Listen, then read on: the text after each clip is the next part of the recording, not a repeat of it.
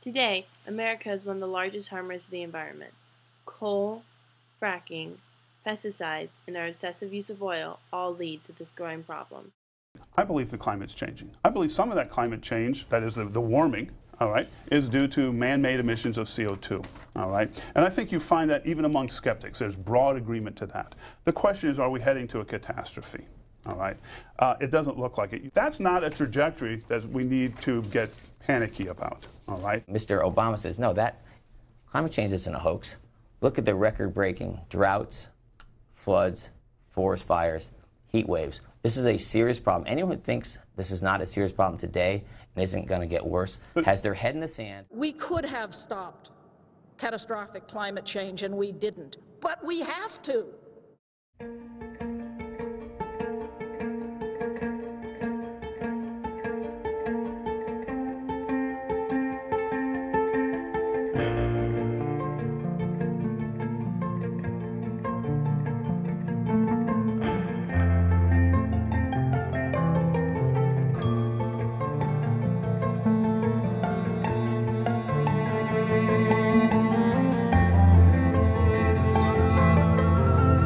This isn't your song, this isn't your music.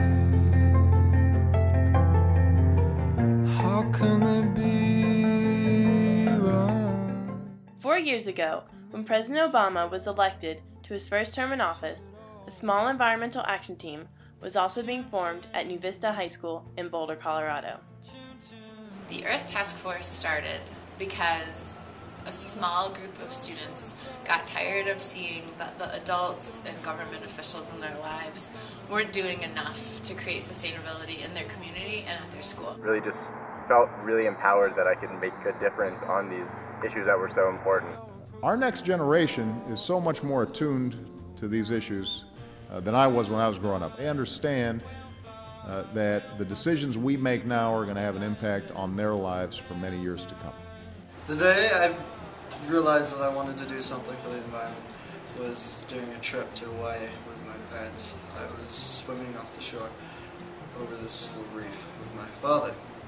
I was doing some snorkeling, and I began to see some black dots. Well, black dots sort of like oil. And I turned to my father and I asked him what it was, and he turned to me and he said that it was gasoline, or like leftover products from the creation of gasoline. And I sort of looked down and I began to observe the reef and find out what was going on down there. And a few moments later I saw a fish swim by, swimming in circles. It was completely covered in this black oil stuff. And I was really horrified by it. It really tormented me. I was 8 or 9 at the time. And then that day I sort of realized that this is what I wanted to do. I wanted to start protecting the environment. So my first aha moment for the environment was when I was in, I think, 2nd or 3rd grade, and my sister came home from school and she was talking about how in her science class her teacher was talking about how we won't have enough water to sustain everyone in the planet in 30 or so years, and that just set a deep root of fear inside of me. I was so terrified and I was so scared for the future, and I kind of went into a little bit of a cycle of cynicism, worrying about how I can't do anything, like I'm so small. But joining the Earth Task Force really brought me up, because now I can actually feel like I'm making a difference in the world, which is awesome. What you do in your cities will determine the fate of the entire planet. We try and do a lot of environmental action projects, which we try and actually go out and implement our projects into our school and into our community. We pick a section of our local creek and we go and we spend a few hours actually with the whole group, and we just try and clean up that section. The most popular project is the local lunch, which is a free lunch that the Earth Task Force offers to our whole school, which is about 350 students, plus staff and faculty.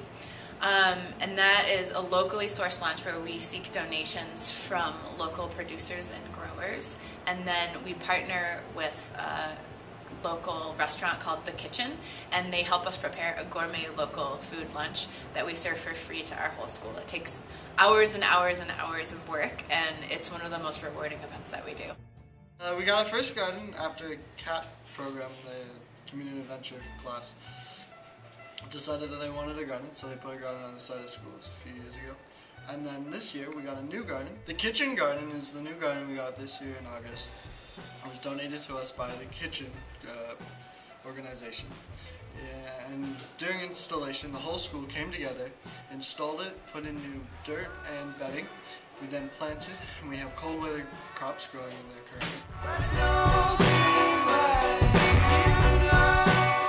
The plastic ban campaign that we are working on is with other schools in the area in Colorado, and we are working to ban plastic bags statewide. So we're working on legislative stuff, we're working on doing a flash mob for an event on April 13th, 2013 in Denver, and we're going to try and campaign to ban shopping plastic bags around the state. So Earth Task Force is going to hopefully in the future try to work on a fracking project to either regulate or ban drilling for oil and gas in the Boulder County and Boulder city limits. And I hope that in the future, Earth Task Force can help to form a referendum so that the town can vote on whether to ban or allow or regulate fracking. Earth Task Force retreats are really, really cool and really fun. It's basically where we go up to someplace beautiful in the mountains and we all camp together and we cook together and we just get on this deeper level of bonding and come up with project ideas, and it's always really, really awesome, and we come up with a lot of cool stuff. What we've accomplished in the last 4 years is bigger than my wildest dreams ever could have been. Working with this small group of high school students has shown me that community action and grassroots action from inspired individuals living from their hearts because they care about living in a healthier world can really change the way our lives are lived. This is the planet that we live on, and we are trying our hardest to make it better, but we can only do so much. President Obama, we cannot do this alone. Hey, Mr. President, put on your cape. Put your cape on, Mr. President! Put your cape on, Mr. President! Put your cape on, Mr. President. Put your cape on, Mr. President. Put your cape on, Mr. President. Put your cape on, Mr. President. Put your cape on, Mr. President. Put your cape on, Mr. President. Put your cape on, Mr. President. Hey, Mr. President, put on your cape.